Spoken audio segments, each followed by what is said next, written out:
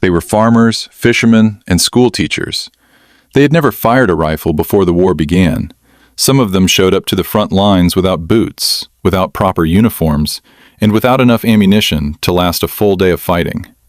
And yet, when the most powerful military empire in Asia came rolling through their islands with tanks, bombers, and 100,000 soldiers, these men did not run.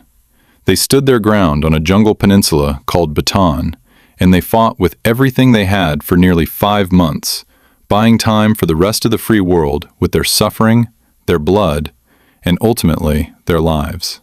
What happened to them afterward is one of the most quietly buried stories in modern history. When Japan launched its assault on the Philippines on December 8, 1941, just 9 hours after the attack on Pearl Harbor, the situation on the ground was already desperate before a single shot was fired. General Douglas MacArthur had been given months of warning that war was coming, yet Filipino soldiers in the Commonwealth Army were still woefully undertrained and under-equipped. Many units had never coordinated a full military exercise. Communication between officers often broke down because enlisted men spoke Cebuano or Ilocano, their Filipino officers spoke Tagalog, and the Americans spoke only English. It was chaos layered on top of chaos. And yet, rising above all of that disarray was a unit that many military historians today quietly acknowledge as one of the finest fighting forces ever assembled in the Pacific Theater. They were called the Philippine Scouts, a professional corps of Filipino soldiers who had trained for years under the United States Army and had reached a level of combat readiness that rivaled any unit in the American military. Nearly 12,000 strong as the war began, they would become the backbone of the entire defense of Bataan, and their story would be suppressed, minimized, and forgotten for decades to come. The Philippine Scouts were not amateurs. They were elite. The 57th Infantry Regiment of the Philippine Scouts was considered by many of the American officers who served alongside them to be among the most disciplined infantry in the entire U.S. Army. They conducted raids, held defensive lines, and engaged the enemy in brutal, close-quarters combat in conditions that would have broken most units entirely. The jungle heat was suffocating. Malaria, dysentery, and beriberi swept through the ranks.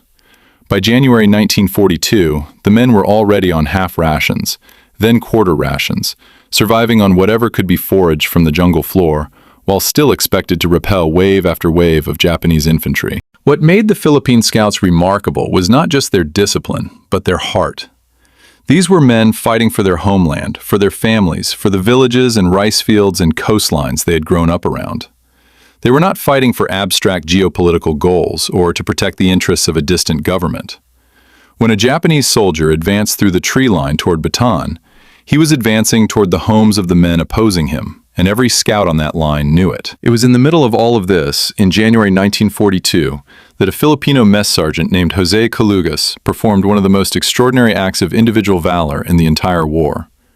When the artillery battery he was attached to took devastating fire and its crew was killed or wounded, Calugas, whose job was to cook meals, ran across open ground under heavy enemy fire, gathered a group of volunteers, and got the gun back into action. He was not ordered to do this. He was not even supposed to be near the fighting. He did it because he saw that it needed to be done.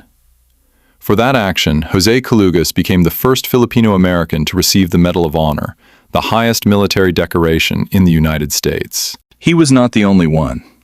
During the defense of Bataan, 3 Philippine Scout soldiers earned the Medal of Honor, a concentration of America's highest honor within a single unit that speaks to the extraordinary bravery on display during those desperate months. First Lieutenant Alexander Nininger, attached to the 57th Infantry, became the first Medal of Honor recipient of the entire Second World War, after repeatedly charging enemy positions alone, wounded multiple times, until he was finally lost.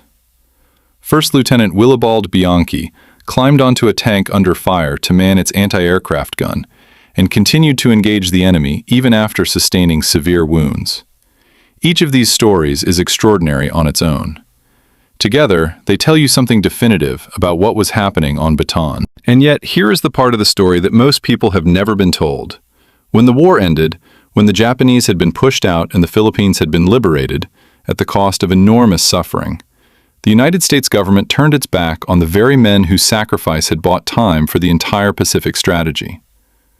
The Rescission Acts of 1946 stripped approximately 200,000 Filipino veterans of their promised benefits, their veteran status, and their compensation.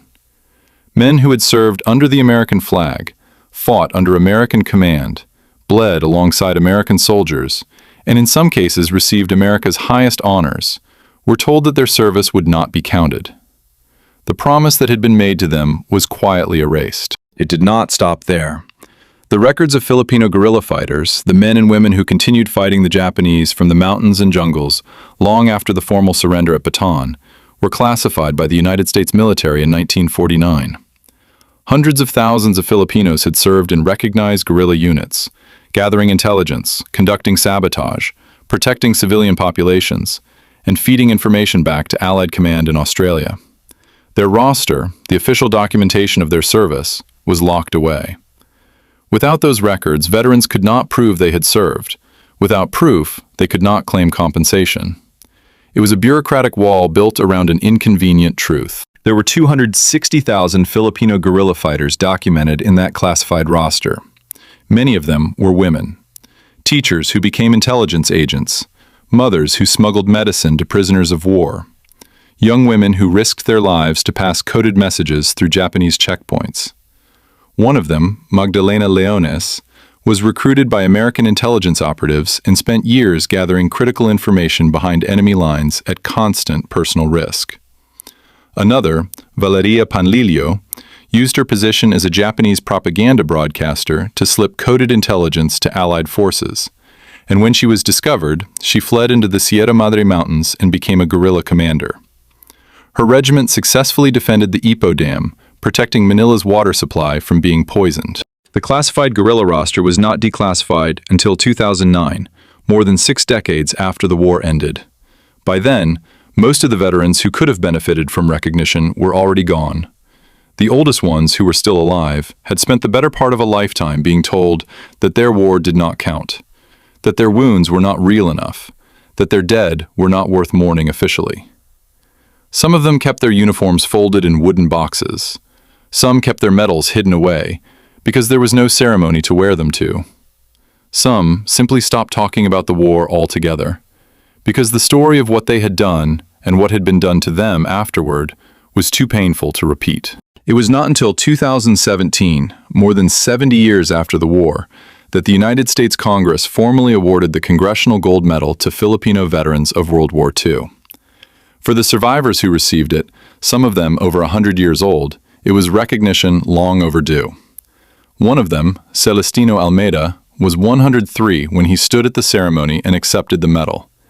He had spent decades fighting, not with rifles, but with paperwork, petitions, and persistence, arguing that the men who had stood at Bataan deserved to be remembered. He was right. The Philippine Scouts who held the line at Bataan did not just fight a battle. They fought one of the longest defensive actions in American military history, against an enemy that outnumbered them and outgunned them, without adequate food, without medicine, without reinforcements, and without any real hope of relief. Their stand delayed the Japanese conquest of Southeast Asia by months, and gave the Allied forces the time they needed to stabilize the Pacific. Military historians have argued that without Bataan, Australia itself might have fallen. Without Australia, the entire island-hopping campaign that eventually ended the war in the Pacific might never have been possible. The 57th Infantry Regiment of the Philippine Scouts, by any honest measure of valor, sacrifice, and tactical performance under impossible conditions, stands among the most decorated and most effective combat units of the Second World War. 3 Medals of Honor, numerous Distinguished Service Crosses, Silver Stars, and Purple Hearts, earned on a peninsula where the men were starving and sick and completely surrounded. What they did there was not a defeat. It was a delay that changed the course of history. The world forgot them for a long time. A government they had served with their lives chose paperwork over principle and erased them from the official record. But the record has a way of eventually correcting itself. The men of Bataan, the Philippine Scouts, the guerrillas in the mountains, the women who passed messages through checkpoints and protected water supplies and carried wounded men on their backs through the jungle. They are part of a story that belongs to all of us. And now, finally, the world is beginning to hear it.